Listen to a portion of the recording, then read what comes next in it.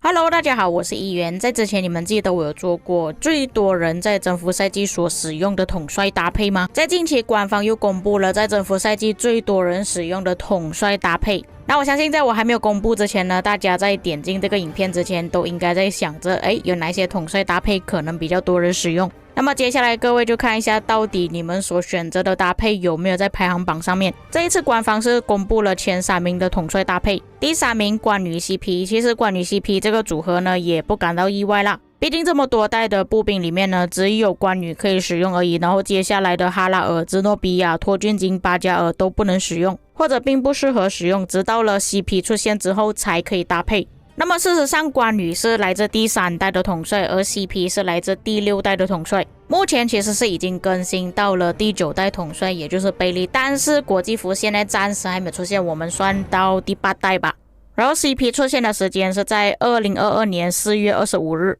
那么刚好现在是2024年5月了，也就是说这个组合呢其实已经是用了2年，毕竟这个组合也是要等到 CP 出现了之后才可以使用嘛。在2年里面总共是参与了 1.09 亿的战斗。接着第2名就是司机贞德，是的，你们没有看错，我也没有说错，就是官方所公布的。我没有想到司机贞德这个组合居然是比司机威廉还要更多的，因为在贞德还没出现之前呢，其实大多数玩家都是用司机搭配威廉比较多。那威廉是第4代统帅嘛，所以就是在司机之前呢，他们都已经可以选择搭配威廉了，但是是等到后来他们才搭配贞德。那严格来讲，贞德出现的时间呢是比 CP 还要更久的。贞德是在2022年9月才出现的， CP 是在2022年4月，超越了关羽 CP 这个组合。至于为什么司机贞德的数量是比司机威廉还要更多的，我个人觉得是统帅出现的时间点，因为贞德是在司机之后下一代出现的，也就是说当时候司机出现的时候，就算他是搭配威廉使用，也只是使用1年而已。那官方的数据呢是从开征服赛季以来到现在的数据，贞德出现之后司机搭配真的是从2022年大概9月开始，这已经超过了1年多的时间，而且再加上以前威廉呢，其实并不是这么多玩家想要使用威廉，因为它的 AOE 关系实在是太短太小个了，所以不是每个玩家都肯去培养威廉，甚至那时候司机可能有搭配其他的统帅，不一定是威廉，但是现在都是统一司机搭配贞德了。接下来第1名我相信是比较多玩家感到惊讶的就是关于亚历山大。我看到这个东西的时候我也是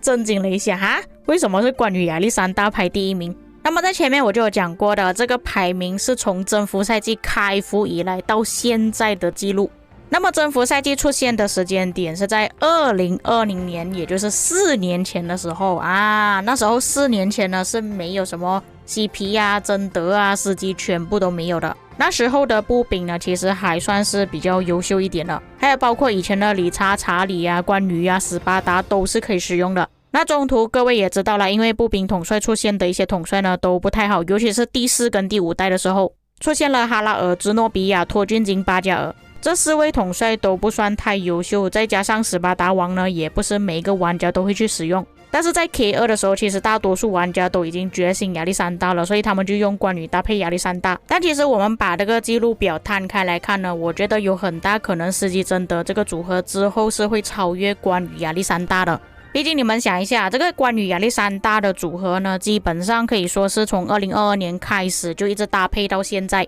但是司机贞德这个组合是从2022年开始，才经过了2年就已经1点意义了。而且我相信使用关羽亚历山大的玩家应该也普遍变少了，像是现在流车都已经出现了，有些玩家可能会使用流车搭配亚历山大，关羽就需要跟 CP 组合，又或者是可能有一些玩家会保留着关羽亚历山大的组合。但是我觉得关羽亚历山大的报告其实并不是这么好看，反而关羽搭配 CP 的报告还会稍微好一点点。但实际上我是已经用过了啊，如果整体报告看下来，对比其他的统帅搭配，其实严格来讲关羽搭配 CP 的战报呢也不太好看了，如果是计算全部的组合搭配里面啦。所以官方出这个最多人使用的搭配呢，其实不是建议你们说要使用这3个搭配组合，所以你们真的不要看到官方出这个排行榜就跟着去抄你们还是要根据实际现在的情况来分配组合搭配。不过我觉得第3名的关羽 CP 之后应该也是会被替代掉，因为我看到现在有玩家是已经使用一对步兵了，就是 CP 搭配刘彻，刘彻搭配 CP。毕竟不管怎么说都好，关羽都是属于第3代的统帅了。那假设今年再出现新的步兵统帅呢，有很大可能会把关羽给踢下岗。不过我相信我这一句话已经讲过很多遍了啦。那么这个列表跟之前有什么差别呢？在前不久1周年的时候，其实官方也是有做过一个列表，没有想到排名还是一样的，关羽亚历山大依然还是第1名。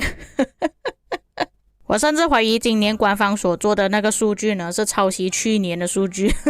但是在前年2022年的时候数据是不一样的。那其实当时候关羽 CP 这个组合反而比较多人用哈。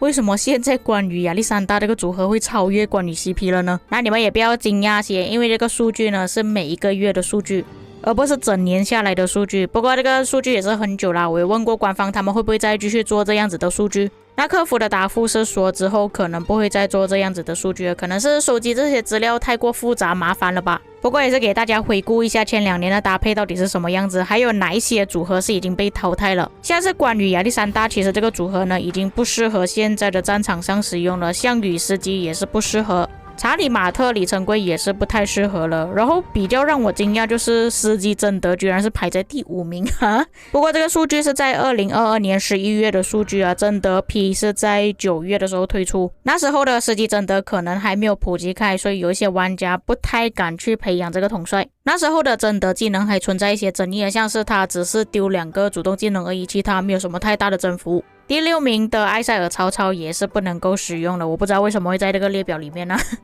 他这个列表其实是说在征服赛季就是人跟人对战的时候使用率最高的搭配，而不是那些什么拉野打野蛮人那种，并不是那种。而且目前已经很少人用辅助统帅，就连图拉真艾塞尔这个组合也很少见了。第7和第8名的 CP 亚历山大布迪卡里程碑已经是慢慢减少使用了，比较多是用 CP 搭配刘彻或者是关羽，然后布迪卡搭配亚速巴尼拔，理查查理是现在不可能会出现在战场上的搭配。最后是艾塞尔搭配里程碑，其实这个组合我一直觉得很奇怪，我从来没有看过这个组合出现在战场上。至于为什么会说那些搭配之后不会再见到呢？因为 KVK3 又改规则了，那时候在2022年是有限制了征服赛季统帅不能在 KVK3 使用，所以大部分刚进入征服赛季的玩家呢都会使用一些比较旧的统帅，第2或者是第1代的统帅。现在改成在 K3 就可以拿到征服赛季的统帅之后，相信征服赛季不会再出现一些 K1 或者是 K2 的统帅了，除非金头是真的不充足的情况下啦，不过我相信也是占少数人而已。不过以我看了这么多场的 KVK 还有直播了这么多场 KVK 的画面来说呢，其实我看到最多的组合搭配还是司机贞德和关羽 CP 而已，那个什么关羽亚历山大呢，我可以说是没有再看见了。以上就是本期内容，至于各位在自己的心目中看到最多人使用的搭配是哪一些统帅呢？可以在评论区给我知道。我们下个影片再见。